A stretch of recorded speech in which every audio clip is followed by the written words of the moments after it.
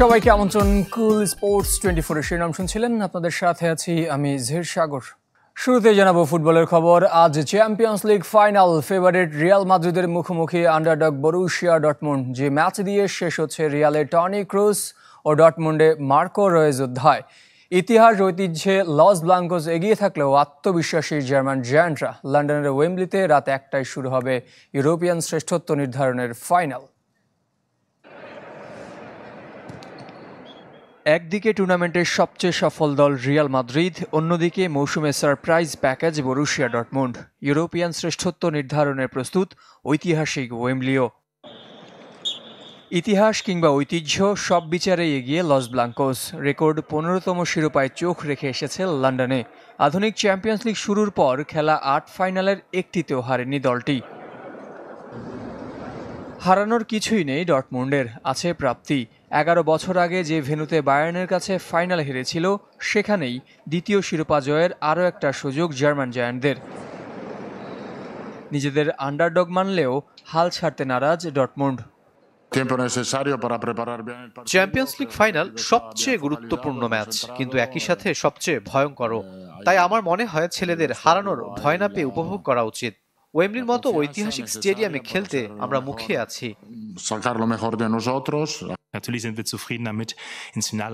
শুধু খেলার জন্য নয়, জেতার জন্য ফাইনাল, এটাই আমাদের লক্ষ্য। রিয়াল ফেভারিট, কিন্তু অবশ্যই আমরাও শিরোপা জিততে চাই। যে কোনো দলকে হারাতে পারি, এটা আগেও দেখিয়েছি। দুই দলের জন্যই আবেগের এই ফাইনাল। রিয়ালের হয়ে শেষবার মাঠে নামবেন German sniper Toni Kroos. Los Blanco জার্সিতে শেষ হতে পারে লুকা মদ্রিচ ও নাচো অধ্যায়ও। ক্লাব কিংবদন্তি মার্কো রয়েজের বিদায়টা রাঙিয়ে রাখতে চায় ডর্টমুন্ড। মৌসুম শেষে ক্লাব ছাড়ছেন এই মিডফিল্ডার। একই পরিণতি হতে পারে ডিফেন্ডার ম্যাট হুমেলসের। ফাইনালে রিয়ালের চেয়ে বড় কোনো প্রতিপক্ষ হতে পারে না।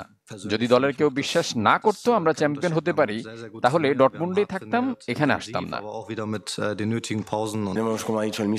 অধিনায়ক হিসেবে এমন মুহূর্ত আমার জন্য বিশেষ আবেগের আর উত্তেজনারও।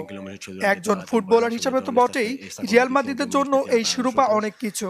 আশা করি দারুণ কিছু হবে। ইনজুরিতে মিডফিল্ডার চুয়ামেনি ও ভাইরাস জ্বরে আক্রান্ত গোলরক্ষক আন্দ্রে লুনিনকে পাবে না রিয়াল। তার পরিবর্তে গোলবার সামলাবেন অভিজ্ঞ থিবো কোর্তোয়া। ফাইনালের আগে রিয়ালকে সুখবর দিয়েছে সুপার কম্পিউটার। 10,000 ম্যাচ সিমুলেশন শেষে অপটা অ্যানালাইসিস বলছে 90 মিনিটে রিয়ালের জয়ের সম্ভাবনা 55.6%, ডর্টমুন্ডের 21.4, বাকি 23% অতিরিক্ত সময়ের পক্ষে। সেখানেও শিরোপার দাবিদার নাকি রিয়াল মাদ্রিদ। জহির সাগর, চ্যানেল 24। নারী ফুটবল দলের প্রীতি ম্যাচের খবর জানাবো। প্রথম প্রীতি ম্যাচে চাইনিজ তাইপের কাছে বিধ্বস্ত হয়েছে বাংলাদেশের মেয়েরা। হেরেছে 4-0 গোলে। বসুন্ধরা কিংস এরেনায় প্রথমবার হলো নারী আন্তর্জাতিক ম্যাচ। বাংলাদেশি ডিফেন্ডারদের ভুলে প্রথমার্ধে 3-0 গোলে এগিয়ে যায় র্যাঙ্কিংয়ে 100 ধাপ এগিয়ে থাকা চাইনিজ তাইপে। বিরতির পর একাধিক ফুটবলার পরিবর্তন করেন কোচ, তাতে খেলার ধরনেও আসে পরিবর্তন। দ্বিতীয়ার্ধে আরও 1 গোল হজম করে স্বাগতিকরা। এই ম্যাচ দিয়ে নারী দলের সাথে অভিষেক হলো পিটার বাটলারের। সোমবার একই ভেন্যুতে হবে দুই দলের দ্বিতীয় ও শেষ ম্যাচ।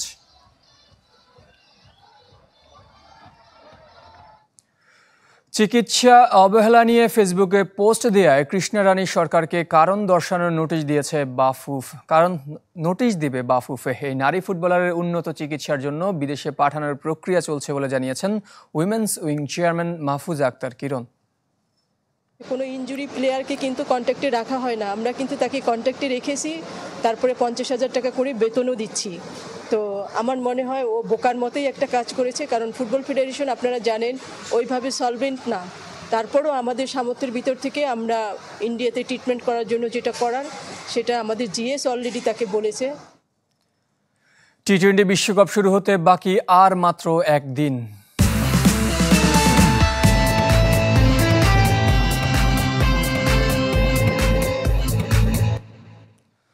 আজ বাংলাদেশের শেষ প্রস্তুতি ম্যাচ। প্রতিপক্ষ ভারত। যুক্তরাষ্ট্রের বিপক্ষে প্রথম ওয়ার্ম আপ ম্যাচ বৈরী আবহাওয়ায় ভেস্তে যাওয়ায় টাইগারদের সামনে সুযোগ শেষবারের মতো নিজেদের ঝালাই করে নেবার।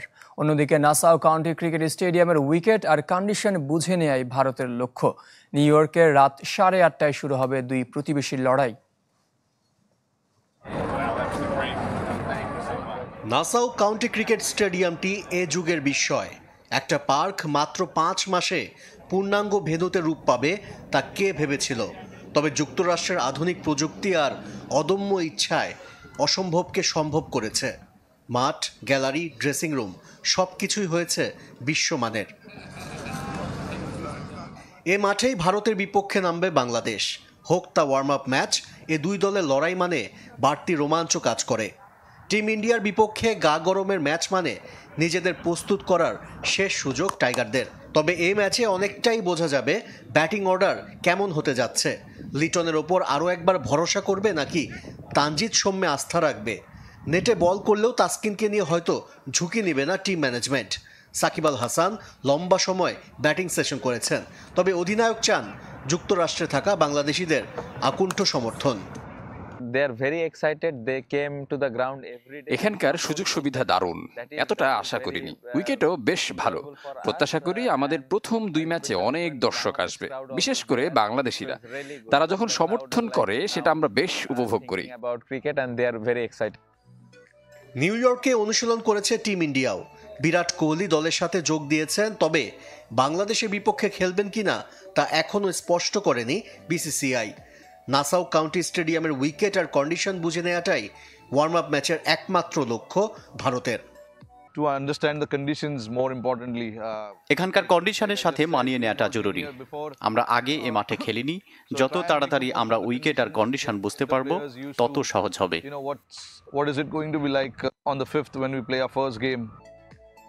ভারত পাকিস্তান ম্যাচে সন্ত্রাসী হামলার হুমকি থাকলেও আগেভাগেই প্রস্তুতি সেরেছে আয়োজকরা। তাই তো এই ওয়ার্ম আপ ম্যাচেও বাড়তি নিরাপত্তার ব্যবস্থা রেখেছে নিউ ইয়র্ক প্রশাসন।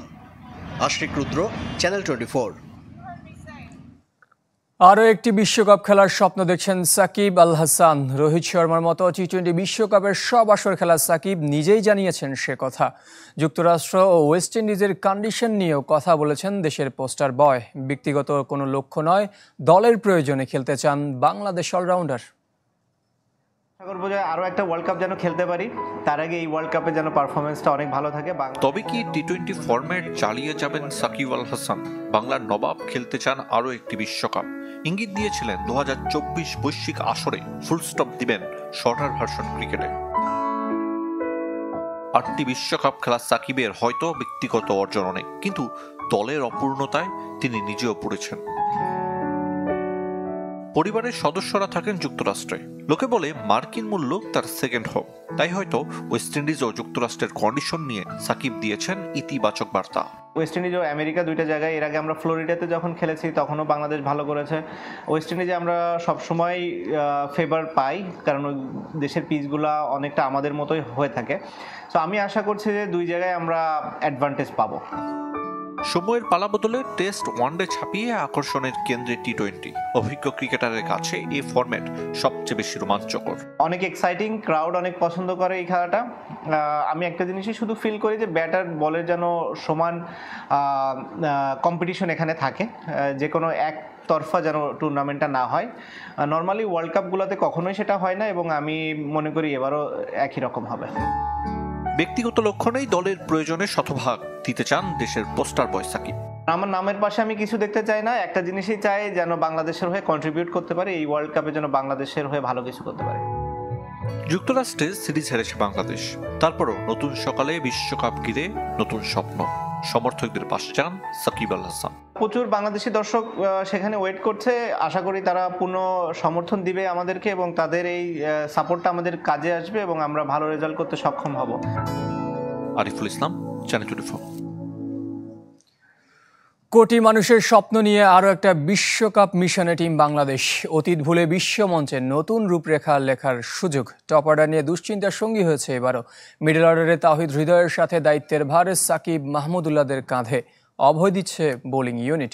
নামের সুবিচার করতে চাইবেন তাসকিন, শরীফুলরা। দেখে নেব টাইগারদের স্কোয়াড বিশ্লেষণ। বিশ্বকাপ আর টিম বাংলাদেশ, ভালোর চেয়ে যেখানে তিক্ততাই বেশি। তারপরও বৈশ্বিক আসরে টাইগারদের ঘিরে প্রত্যাশা, ছোট বড় দলের তকমা ভুলে আশায় দিন গুণে সমর্থকরা।